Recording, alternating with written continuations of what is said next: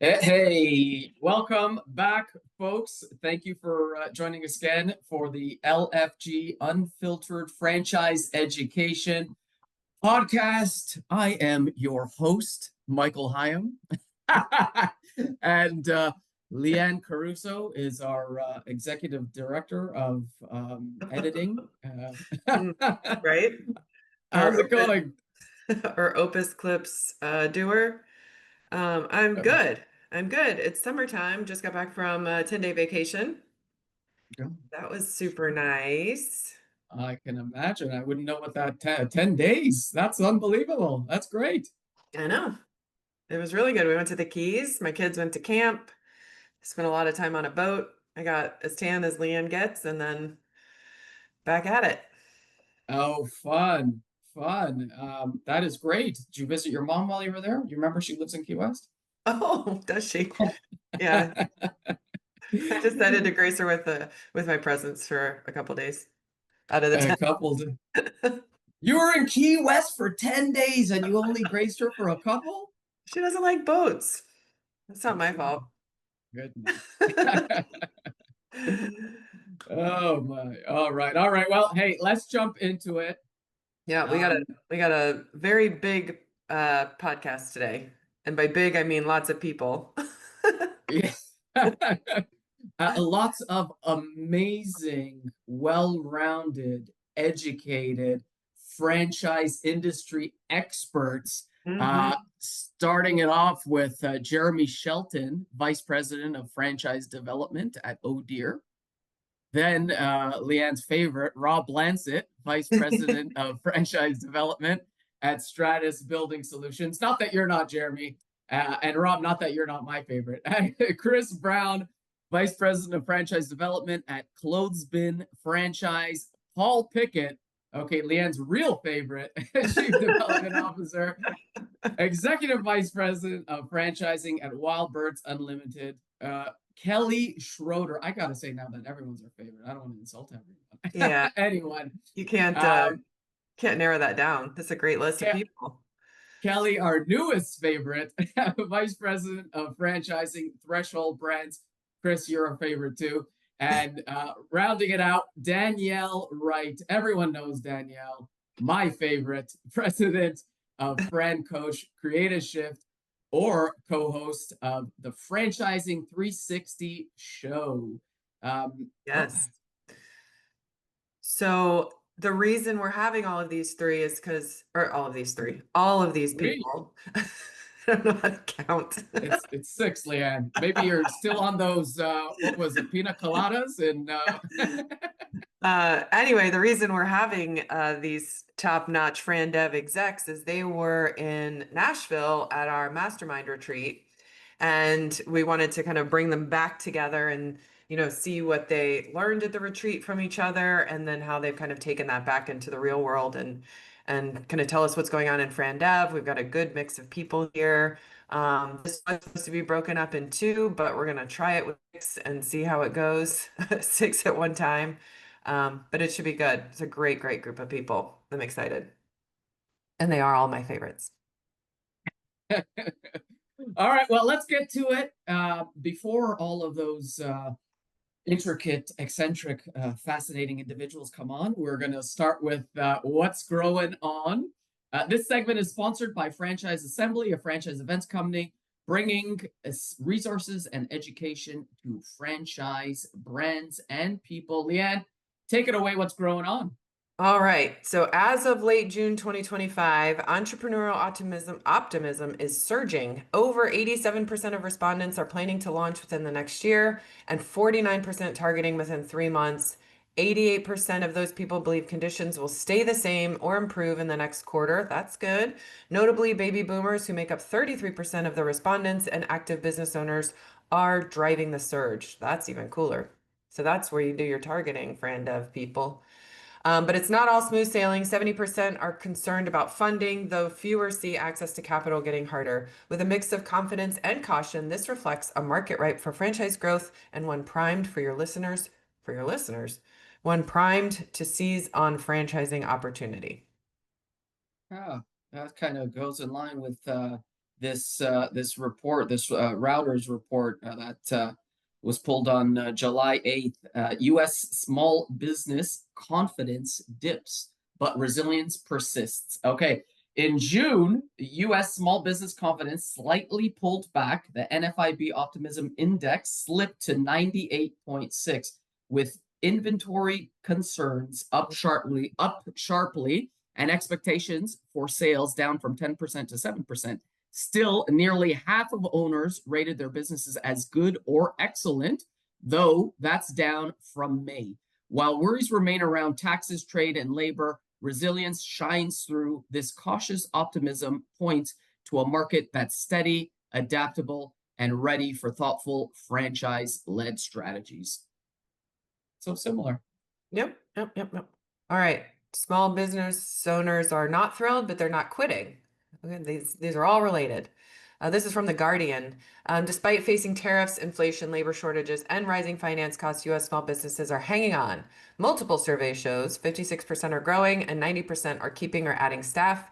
95% are optimistic about future growth, 73% seeing revenue increases year over year. It's a story of moderated optimism. Owners aren't celebrating, but they're committed. I like that. That's all you gotta be is committed, right? Exactly. But I do see that you didn't share any podcast information for those that submitted it to podcast@franchiseassembly.com. Is there any reason why, Leanne?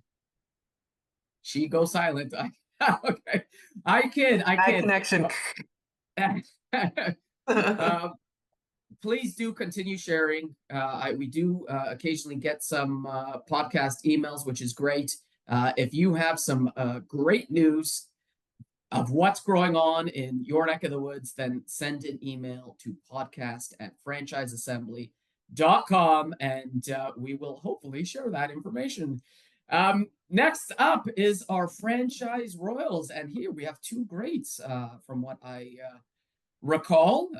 But before we go to franchise royals, this segment is sponsored by the Franchise Marketing and Tech Assembly. Are we not, Leanne? I know we're changing the name. Are we not going live with that new name, or Well, we are should we going not? live with it, but we haven't gone live with it at the time of this recording. But at the Oh, so time that this is released, we likely will have gone live with it. So if you want to make maybe we that should, some Let's Growing On news, you could do that. right? I mean, why wasn't that some? What's going on? Leanne, tell us, what is the new name of our Franchise Marketing and Tech Assembly Yeah, so conference? basically we decided that the name is boring. And we wanted to give it a little bit more energy and a little bit more of a vibe. So the new name is Franchise Marketing Live, and it is a marketing and tech assembly production. Ding, ding, ding, ding, ding. Amazing. I love Yeah. it. Yeah, I the new logo is absolutely love very cool. it. I love it. All right. Yes, and we will share that. But let's jump into our royals. Who is your royal this week? We'll talk about favorites, shall we? Emily George is one of my favorites, is one of franchising's favorites. But she recently announced that she has taken on a new position with KTA Financing, and she's gonna do a great job with them, help them get more exposure in franchising. And I'm just so happy for her. And she's had a fantastic summer. Summer of Emily, getting to spend time with her family and really kind of figuring out what's next for her. And I think she's found a home. Love it. Congrats, Emily. I Yay. absolutely love it. Um, yes, Emily is phenomenal. She is, I don't even have words to describe how much we here at Franchise Assembly like her. Love. And not to be outdone, Sally is my franchise royal, Sally Facinelli. Sally, um, I saw on LinkedIn, and of course, congratulated you as well. We saw that you are now the president of Suma Franchise Consulting, and wanted to wish you a big congrats. That is a large undertaking, and we know that you're going to do absolutely great, and we wanted to congratulate you. Very exciting. Congratulations, Sally. All Were you right, just trying to so show off your guns there? You were just like, guns.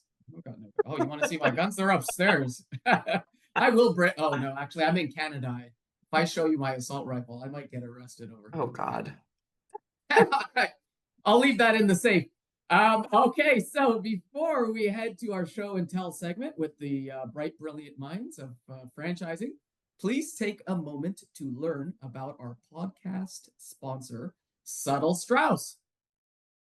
Franchisors love Subtle Strauss because we protect their brand standard across all marketing channels. Z's love our marketing platform because they can customize, print, download, and mail brand right collateral for their local market in minutes. Want to see how it works? Connect with me, Karen Wenning, on LinkedIn.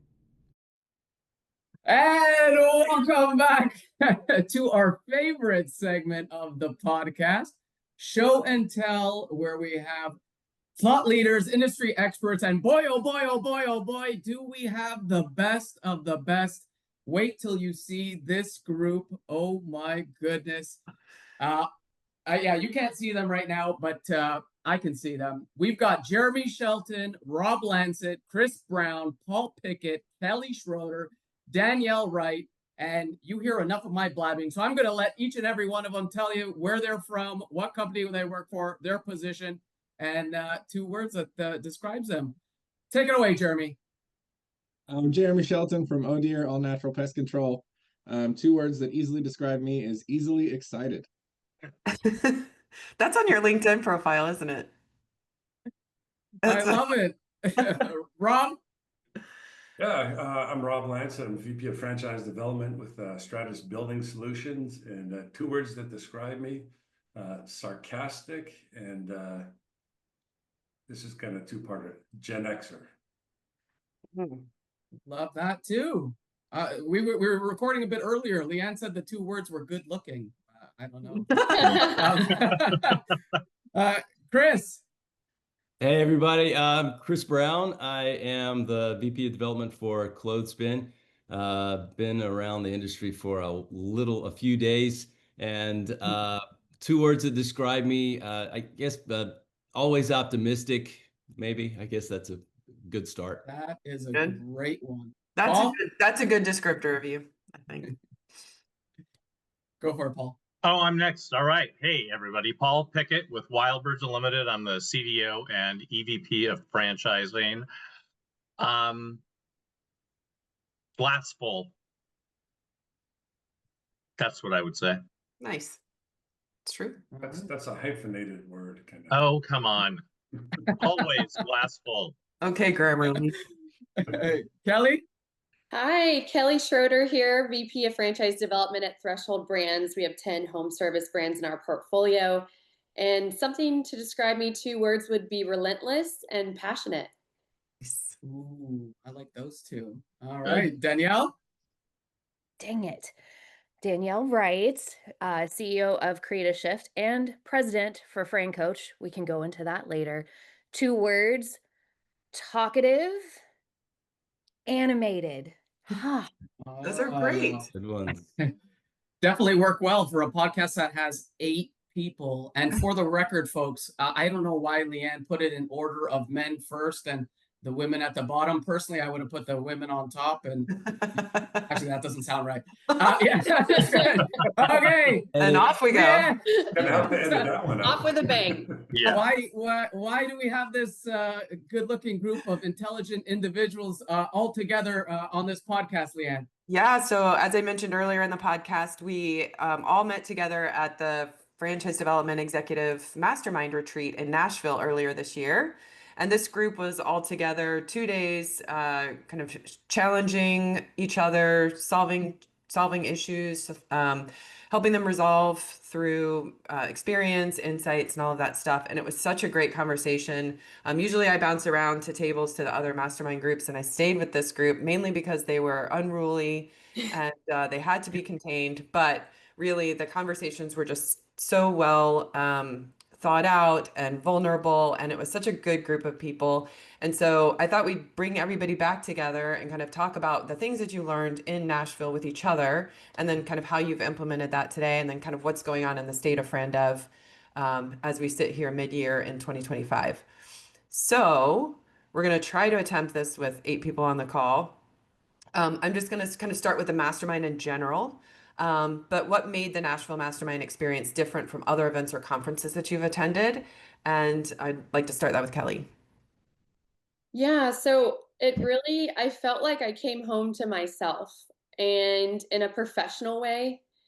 And this industry and this franchise family is really powerful, but it can be very big and scary and overwhelming. And just to have an avenue of a more intimate setting and be able to build and foster intimate relationships and to be challenged was such a blessing. Yeah, thank you. And thank you for your participation. We loved having you there. All right, Jeremy, I'm gonna call on you next. Oh man. For me, the greatest highlight of the mastermind in Nashville was just the true realization that vulnerability in professional settings is not just okay, it's welcome and celebrated. Very true. Anybody else have anything they want to chime in with? Yeah, I'd like to say that, I mean, I think what makes this group so special is the intimacy of it. I mean, we're a small group of like-minded sort of individuals. We're all in franchise development. We all have different challenges, both professionally and personally. And this is really a safe place for us to come. There's really nowhere to hide. And I've said it before, you know, where I think on the franchise development side of things, a lot of times we might feel like we're on an island all by ourselves, right? And trying to figure things out. But with this group, it's different. Right, it's really different. I think everyone really genuinely has each other's back, and although we all do similar work, there's no ego here. There's no competition. I mean, we're just here to mutually support one another to make sure that we all win at what we do. Yeah, I'm going to throw in I'll go back to the 2 words, the empathetic accountability. It's like we're all really real with each other, and just like, this is something that you need to get a hold of, but it's in such an empathetic way, and it's just so kindly delivered without anyone holding back on calling out someone's personal or professional bullshit. And you felt like I felt like everyone was kind of there for each other. You know, it was very much like a group of supportive. I got there and I was burning, and just been in this deal for a while, and where's the motivation and the focus and all that stuff. And and I got there and I heard one guy in particular that shared, and he just opened it up. Jeremy, just gave us all a playing field that it was safe. It was inspirational. It was vulnerable. It was just all the things that we don't get in our little pods in our home offices or wherever what cubicles we're in. And yeah, great safe space, like Rob said too. And we came, we cried, and we conquered. Yeah, if anybody thinks these guys are as tough as they look, they're actually very, very sweet, very transparent. Are you saying someone shed tears? I wasn't there. I know that. Oh yeah. It's confidential. Oh yeah. Multiple times. Well, everyone has spoke except for Danielle. Danielle, take yourself off of mute. What do you have to say? Hey, just because I said I was talkative doesn't mean I want to talk. Come on. No, I think as developers and in the world that we lived in, we've all done this for a long time. So we get really caught up in the stories and the professionalism and the personalization with our clients that we forget that we're humans first.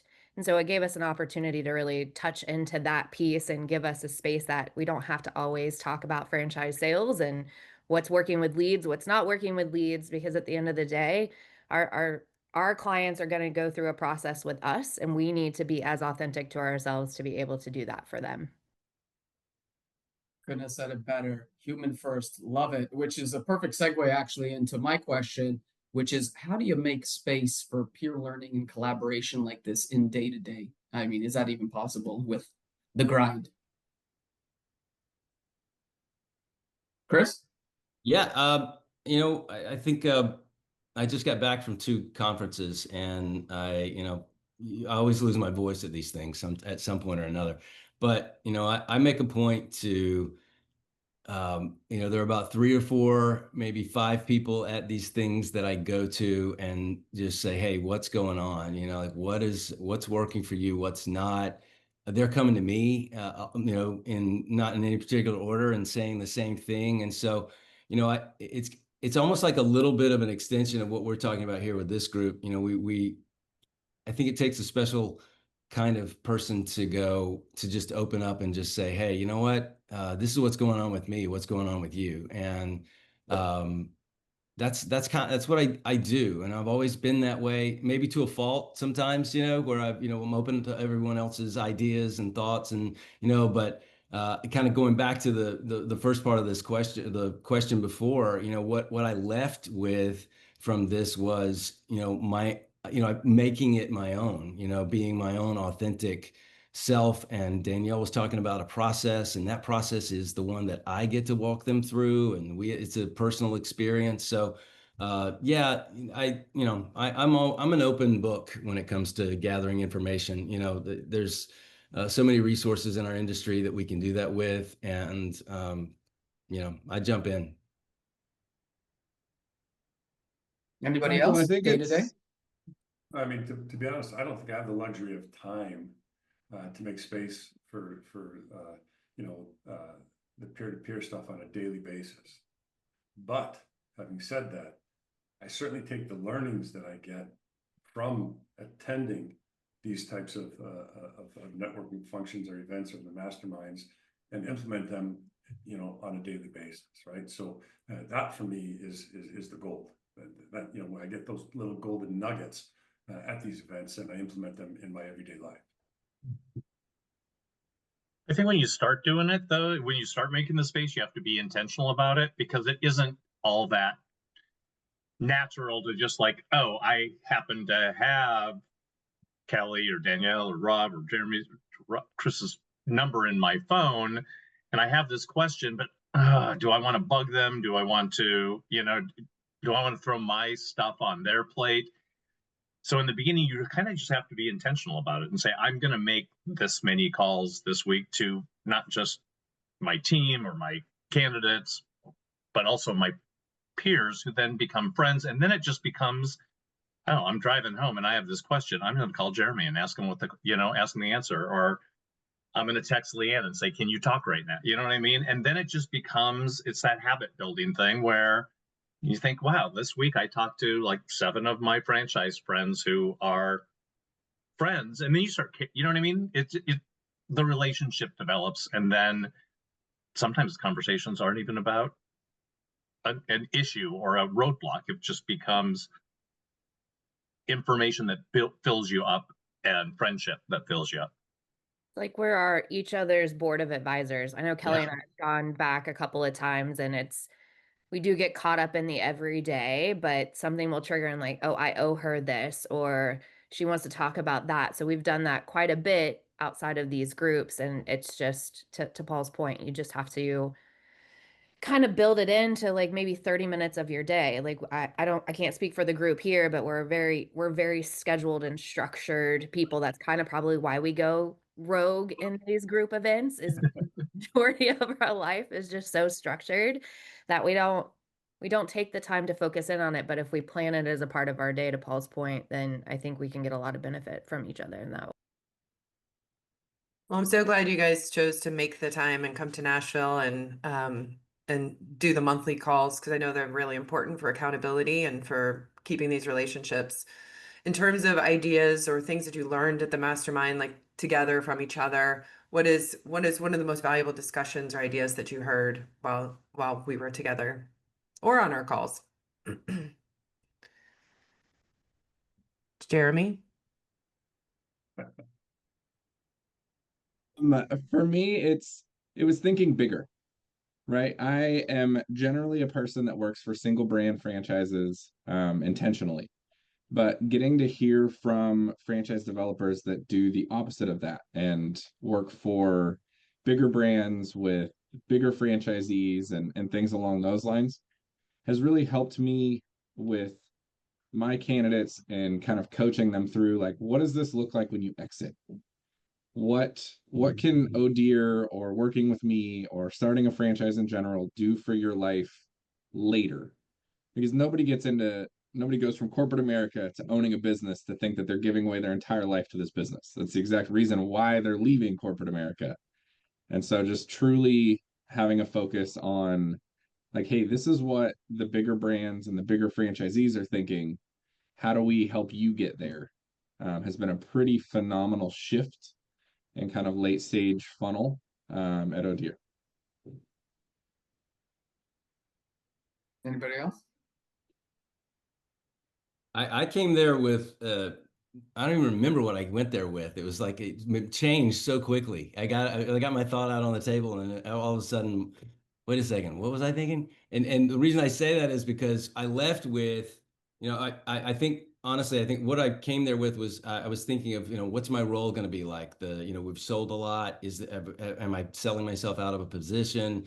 And what I was encouraged to do from the group was, step into leadership, step into a role, expand the role, think differently in terms of, be a proactive person versus a reactionary person. And, I've done this for a little while. And after a while, I wake up and I go, oh my gosh, how'd I get here? And it's like, how did I get to this reactionary kind of space? And what I took away from it, and from January to today, it's totally changed. I mean, it really has. Danielle's somebody I communicate with a lot, and she'll attest to that. It just, the systems and the roles and everything that I'm a part of today have expanded and changed, and it seemingly came out of nowhere, but it was right there on the table. I think we went around to each other, and I don't know how much time we gave each other. It seemed like an hour, but it was more of it was that space where people were giving feedback, and Leanne was over there going, "You're not doing it the right way. This is not how we do it."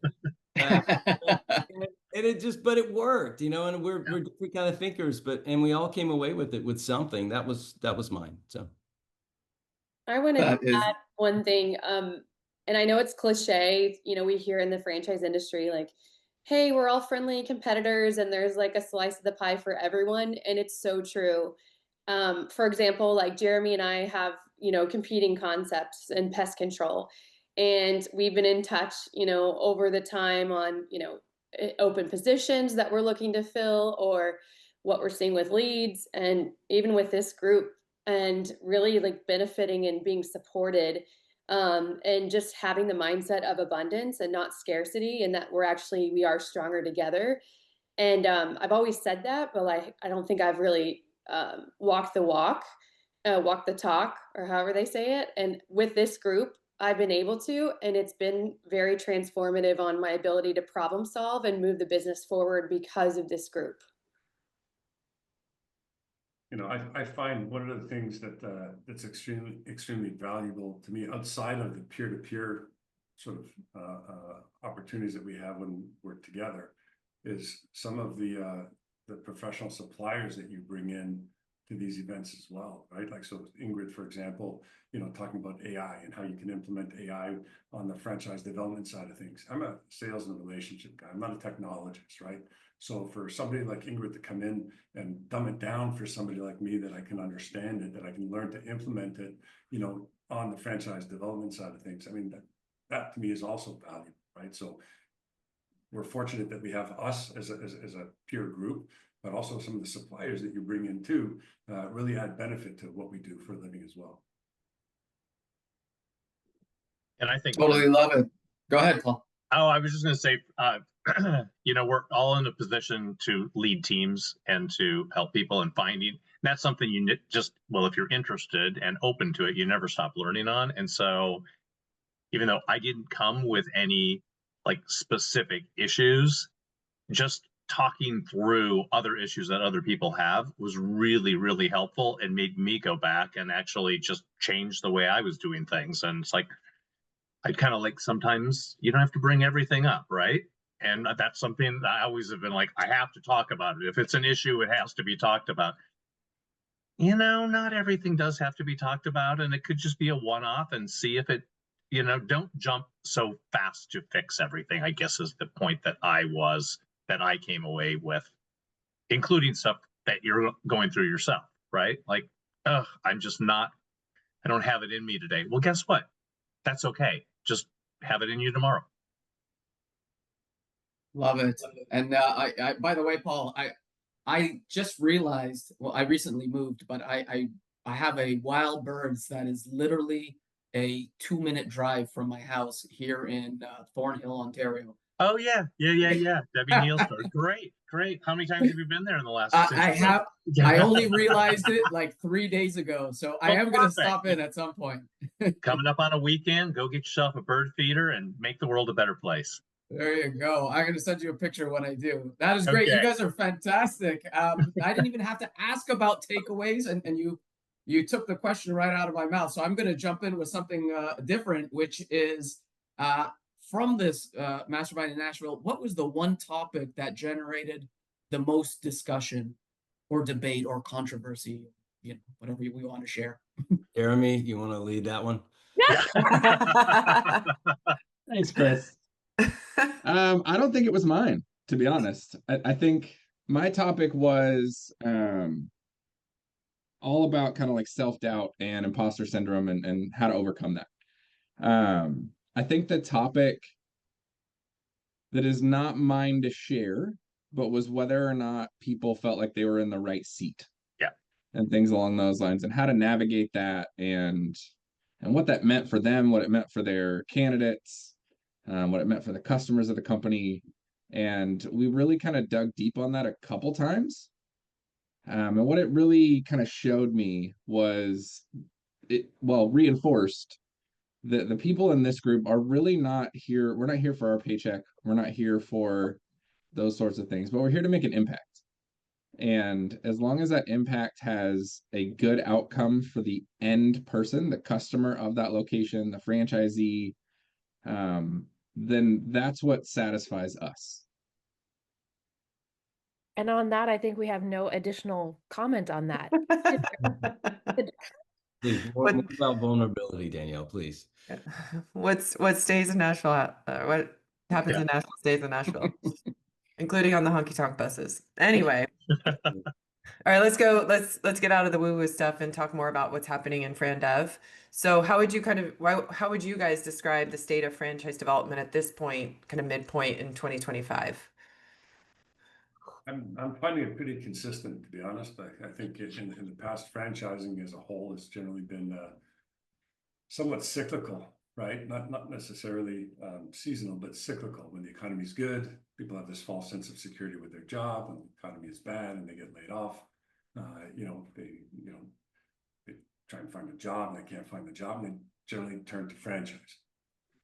I think what I'm seeing over the last little bit is a fairly consistent lead flow from corporate executives that are looking to leave, their job to get into business for themselves, and taking sort of the bull by the horns, and what their future and shaping what their future is going to look like. So for me, I think it's been pretty consistent.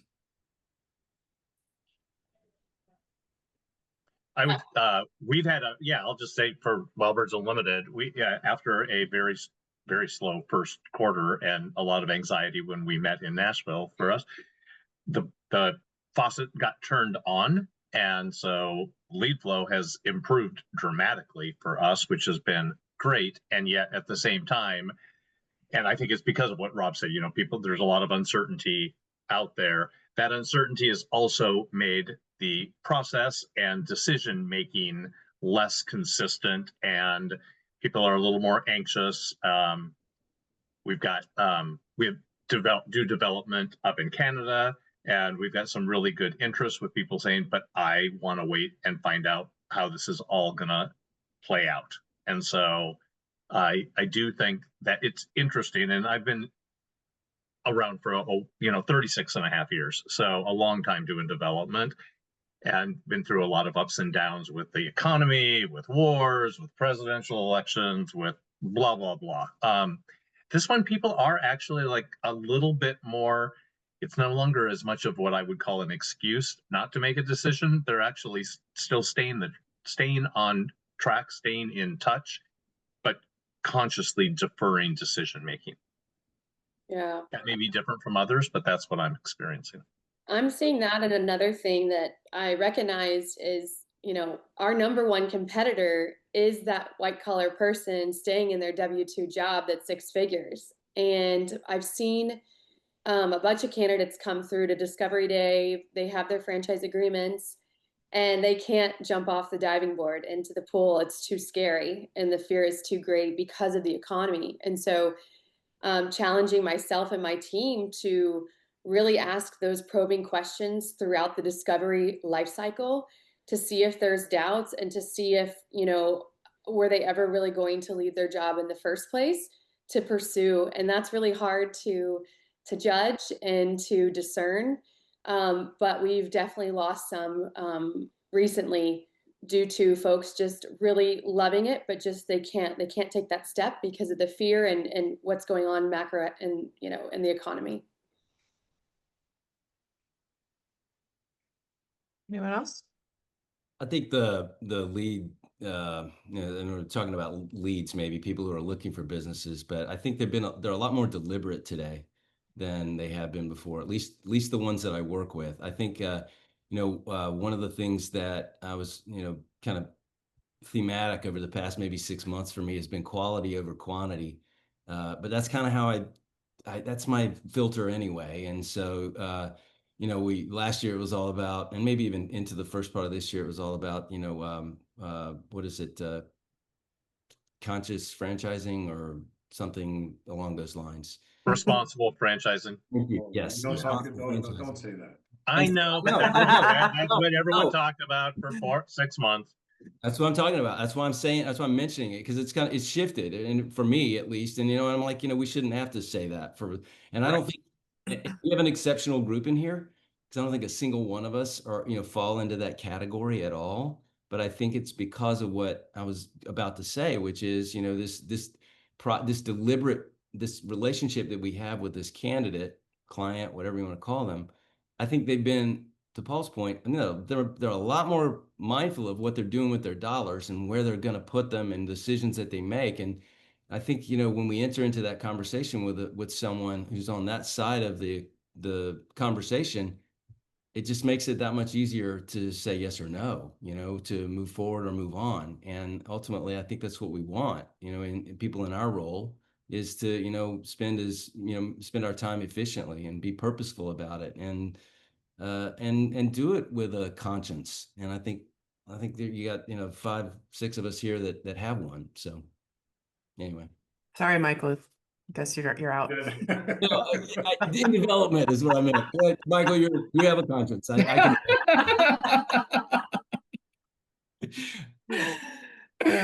Oh, good, great. You can close my screen off now. You're muted for the rest of the call. Anyone else on lead quality, quantity, up, down? Anyone else on those trends? In terms of lead quality or the quantity, I think the world's changed. I used to be in the lead generation business like 20 years ago, and things were way simpler in terms of generating leads. Way simpler. And I think it's becoming increasingly more difficult for brands, like, to kind of get in front of to get the right volume of interest in their opportunity. I'd love to see an overabundance of quality candidates. It's just, where do you go and get them? There's a lot of competition in the space of lead generation. Mm-hmm. So than it was 10, 15 years ago when I started in franchising. So even thinking outside of the box, right? Like Leah and I have gone back a couple of times and I've started down the pathway of some platforms that other people aren't using that I feel will start generating some leads. But to the same point, I have my foot in 2 different arenas, as everyone knows, and I understand what the franchisor is going through from getting leads, but on the other side of that coin, they're just as equally having struggles on lead gen. And to echo some of the other points, candidates, clients, humans that are looking at business ownership are having fear, but they are literally looking for a quality of life, and that's harder to find that person from a lead generation experience based on what I've tried to do than it is any of the traditional lead generation tools franchising is using historically. Do you guys think there's a trend or a shift that brands aren't paying enough attention to right now? Always. I will jump in head first because I talked to so many different brands, and I think I just had this conversation yesterday, even on vacation. Brands are not, and I love what Paul does, and he's been very, very structured and diligent and staying in the organic route. And I wish more brands would do that. Tell your story, be out there, be in front of it, and find your niche and dive into that. I think brands try to find the easy way for it, and they have always used this. So I actually am seeing more franchisors trying to do more organically and trying to find that client for themselves versus using FSOs or brokers or what have you. And I would love to see that trend change, but just like anything in franchising, all of us have been in here a long time. It takes a long time for that pendulum to swing in this industry, for people to go back to what probably gave them the successes they had really early on. The hard thing with that, though, is on that organic side, then you don't have as much wiggle room in twisting the dials to make anything happen as quickly as you would like, or, and that is a big challenge, So not to like shift the focus any at all away from like lead gen at all, but I think, a lot of the attraction that we have to the people that eventually look us up on LinkedIn and they say, who am I talking with and things like that, comes from the authenticity of what they're seeing. And I'm going to say this, Jeremy and I have gone back and forth a few times on this, and in a good way. I mean, I've taken what he's been doing and applied it to me. He is one of the most authentic posters of content that I know, and it's changed the way I posting now too. And he even mentioned it, and in a conversation we were having, and I was just like, hey, I'm really just starting to do what you're doing, which is sharing a little bit more of who I really am and what is really important to me, whether it's running or being a dad or whatever, it's me. And so those people get to see a real person. Danielle was talking about they're real people on that side, and they want to see that they're talking with a real person on this side. Yeah. Thank you, Jeremy. Thank you, Chris. And here's the funny thing for me about it all is I think it's not necessarily to the benefit of the franchisor. And here's why. By putting people first, the brand is secondary. And I think that's why we see some franchisors resisting the shift to making things more personable.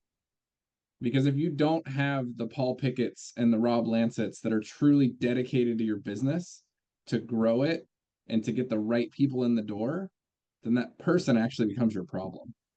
And so I think that's why we're seeing the resistance to that shift is maybe it's not the right person representing your company. Maybe you didn't hire in the right regard for like, hey, this person is really our champion.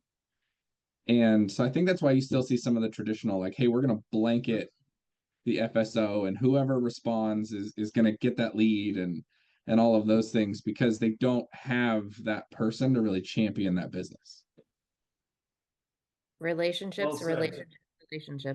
Yep. Very well said. Yeah. All right. Well, when thinking, obviously, we're talking about franchise development here. If you could wave a wand and fix one thing in FranDev, what would it be? It's a dangerous question there, Mike. It really is. You're gonna have to pick someone to start. Otherwise, this will be scared. Well, you're speaking, Danielle, so take it away. No. Come on, Rob, give it to us. I mean, it's fix the lead issue, right? I mean, it's getting the right volume of qualified candidates for me in the second and tertiary markets, right? And I sound like a broken record. I say this all the time, but that's what my magic wand would do. It would give me an abundance of leads, quality leads, in the second and tertiary markets. Kelly? I don't know. I think one thing that I would like to see across the board, whether you're publicly traded, privately held, private equity owned, or independent, that anytime you put points on the board, if it's 1 unit, 5 units, someone's that's getting into franchising for the first time, or they're a sophisticated investor doing multi-territory, that's their livelihood, and they are putting it all on the court and betting all on themselves, and it's a big deal and commitment. And my belief is a lot of times when you're working in high growth organizations, we lose sight of who's behind those numbers, and they're actually families and people. And so my hope is that we bring the human element back to the concept of franchise sales. Yeah, that's what I'd love to fix right now where I am. Yeah.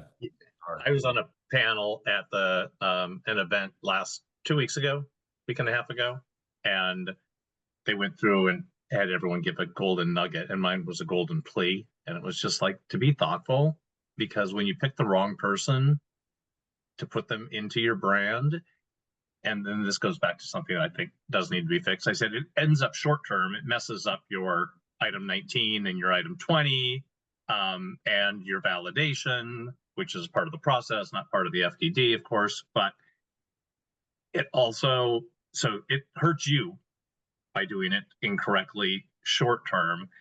But I'm like, and then these people have lost their potentially lost their homes or their retirement plans or their, I think Literally. marriages. Yep. Yeah, marriages. And so just be careful. So I think that is something I would love to see, is some sort more consistent requirement. I know this is maybe controversial, of item 19s, of actually giving candidates access to real data. I know that can be twisted a million different ways, but I do kind of feel like that's a problem that should be solved, because it then just, it makes it more of a partnership. That franchisee has the knowledge they need to make this decision. So if they're willing to take the risk to be potentially at the low end, below average for first year unit sales and first unit EBITDA, they know that going into it. So they've seen what's happened before them. Good. Great answers. Am I Yeah. going to be shot at the next meeting I'm at? Probably. Stunned. Like my magic wand would say franchising needs to be more positive, because the conversations that I have with candidates and individuals, and the fear really centers in and around the small bit of negative versus the large amount of positive. Yeah.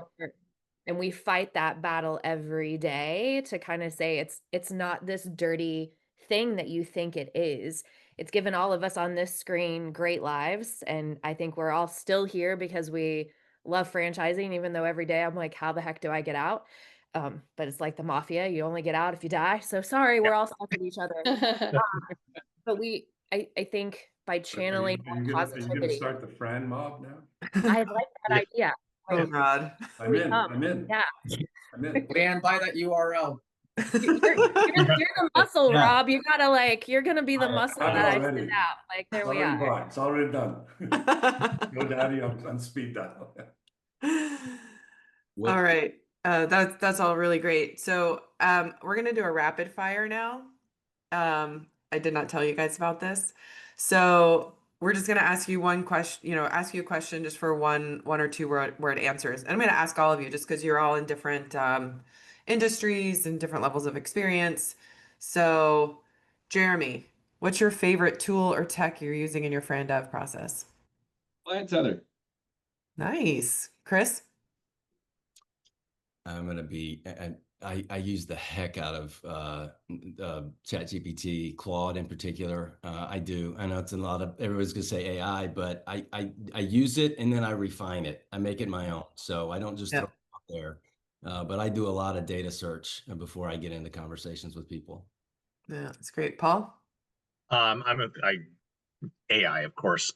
We're all doing that, but our cadence based lead nurturing is a piece of technology that, yeah, I've farmed it out to because they know what the heck they're doing, but that has been amazing for us. That's great. Danielle? See, I unmuted when I said, oh God, so here we are. We use a company, Lumen, to do a lot of outbound pieces to kind of keep candidates engaged, and that seems to be working really well for some of the Fran Dev efforts that we have. That's awesome. Rob?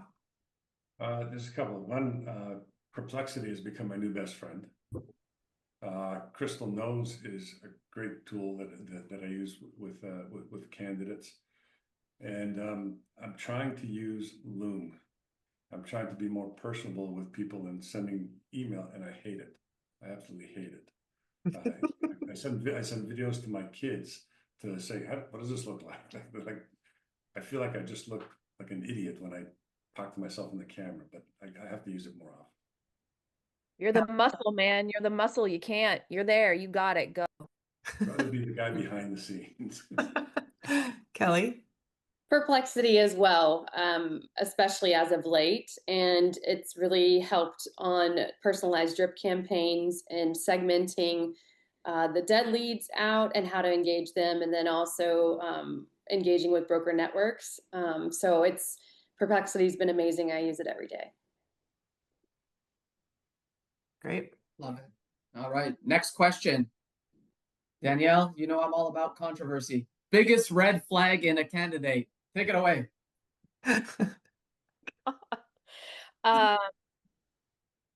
Personality. And you can pick that up pretty early on in conversations when you've done this a long time. Like if you're asking questions or you're questioning, and there's a big difference, and we all can agree, there's questioning this and there's asking questions, seeking to understand. That comes across from a personality perspective. So that's show up on your best behavior, people. Kelly?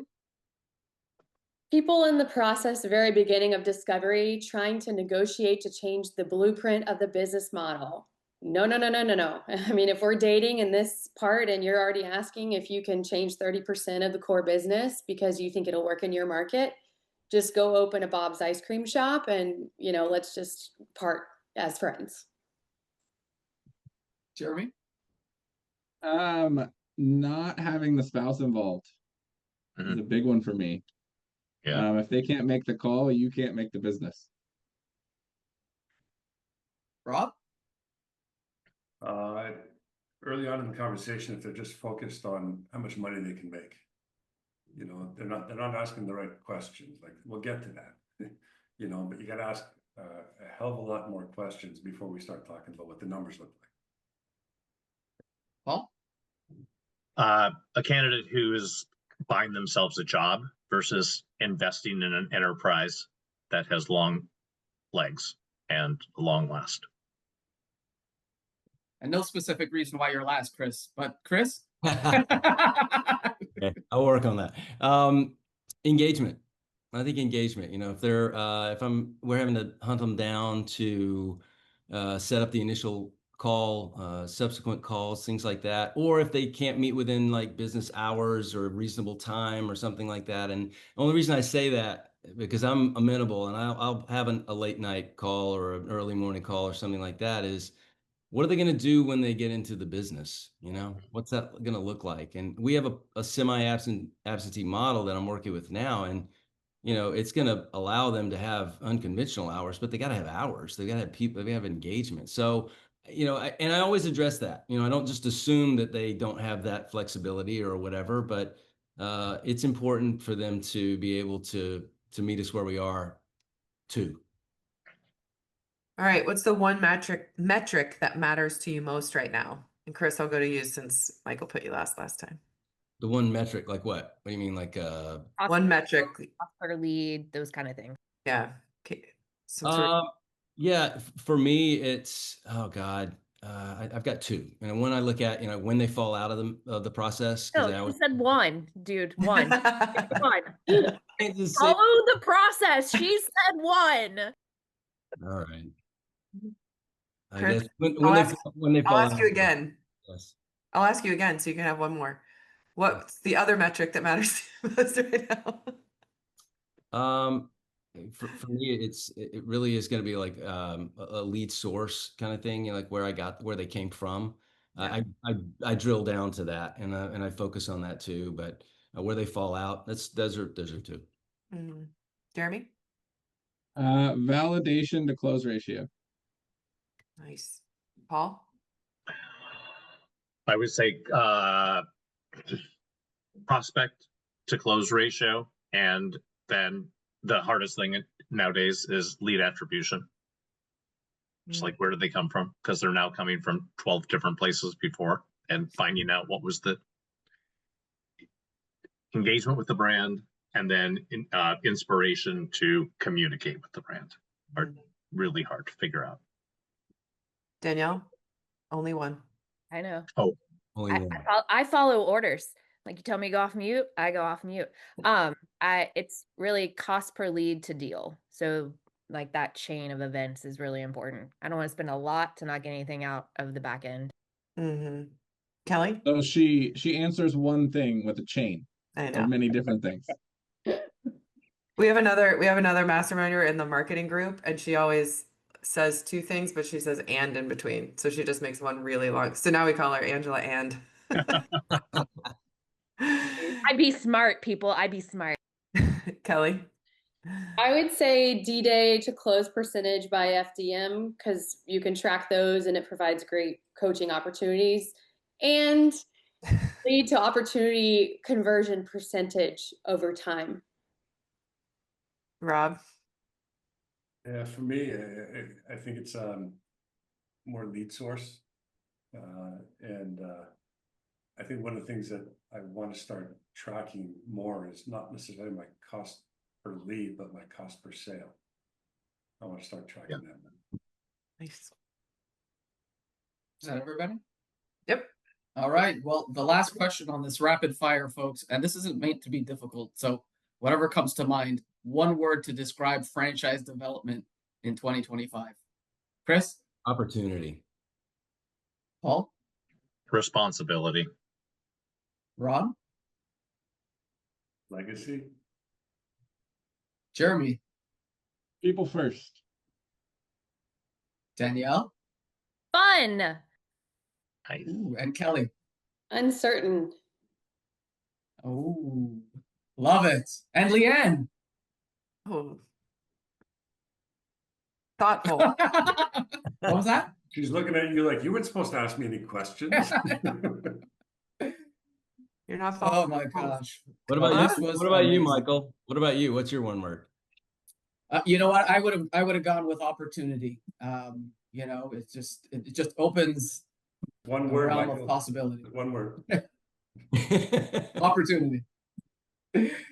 Amazing. Well, you know what? We didn't put this on here, but we're going to ask you folks if anyone wants to reach out, you know, well, you're really busy, so please try not to bombard them with too much. But if someone wants to buy a franchise or maybe just reach out to you for, you know, anything, what's the best way to reach you guys? LinkedIn? Anyone? Yeah. Yeah. They're This all is- really good on LinkedIn. Everybody good? Yep. Okay. LinkedIn's the best way. And I do read every DM. But don't spam me with selling something. Come on. Or trying to get you to buy a franchise, right, Kelly? Because I Oh mean, my gosh. Yeah, that's happened too. yeah. I respond back. Did you even read my profile? Do you know what I do for a living? I say the same thing. I was like, did you not take time to just see the first line? Okay.